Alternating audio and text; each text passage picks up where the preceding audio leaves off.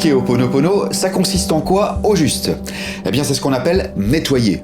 C'est-à-dire effacer consciemment les programmations inconscientes que l'on a acceptées dans notre passé, soit volontairement, mais pour la plupart involontairement, lorsqu'on était trop petit pour en distinguer le bien fondé, afin qu'elles cessent de nous diriger, afin que notre subconscient cesse d'y croire et de les matérialiser encore et encore au travers des personnes, situations, problèmes qui jalonnent notre route ici-bas.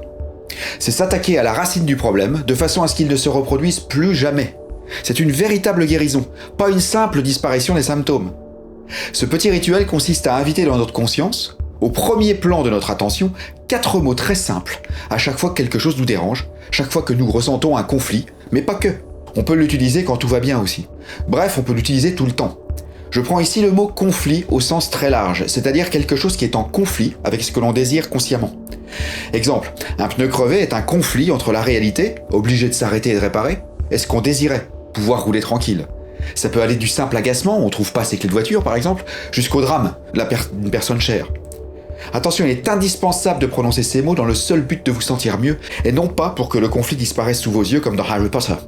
Il faut que vous soyez plus dans l'optique de réussir à vous sentir bien, malgré ce qui vous dérange. La préposition « malgré » ici est capitale. Seulement dans ce cas, le rituel pourra être vraiment efficace. Autrement dit, il ne faut pas nettoyer pour que cela s'arrête ou que ceci apparaisse. Vous ne devez nettoyer que pour vous sentir bien, ou simplement mieux. J'aurai l'occasion de revenir sur cette notion du sans attente dans la vidéo numéro 10. Bon, je vous tiens pas en haleine plus longtemps, ces 4 mots sont « désolé »,« pardon »,« merci »,« je t'aime ». Voyons donc un à un ce qu'ils renferment. Premièrement, désolé, la contraction de « je suis désolé d'avoir accepté jadis des croyances qui ont créé ce conflit ». Je ne savais pas que j'avais de telles mémoires en moi, et je décide maintenant de les nettoyer en les lâchant. Deuxièmement, pardon. Pardon à l'autre, si on n'est pas seul, à l'univers tout entier, mais surtout à moi-même, à mon subconscient, à mon enfant intérieur, Unihipili, de lui avoir fait croire à tout ça, et donc de l'avoir obligé à en faire sa vérité, et donc à matérialiser ce conflit, l'avoir floué en quelque sorte, car je le rappelle, il n'a pas la faculté de juger. C'est comme profiter, voire abuser d'une personne réputée incapable, une sorte de détournement de mineur. D'où la notion de repentance sincère avec tout l'amour possible.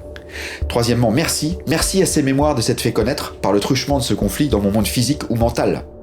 Car sans ce conflit, j'aurais encore vécu dans l'ignorance de leur présence en moi et qui vont à l'encontre de mes valeurs et de mes désirs conscients.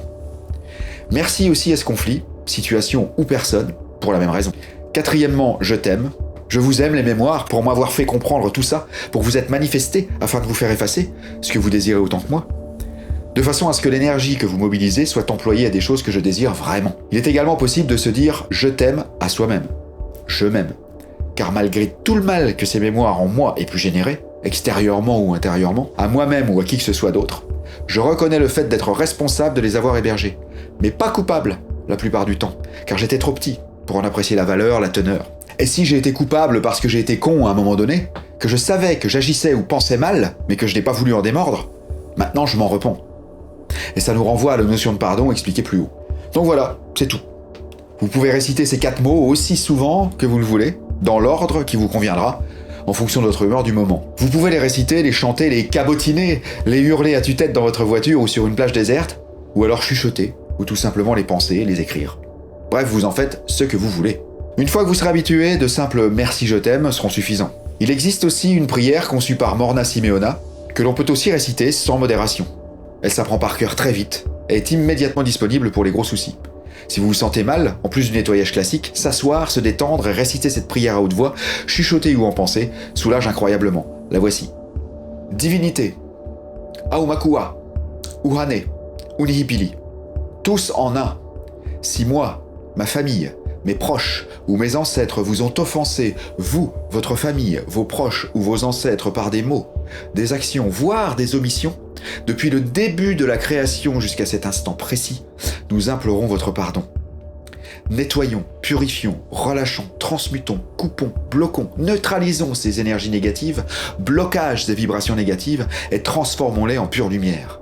Qu'il en soit ainsi.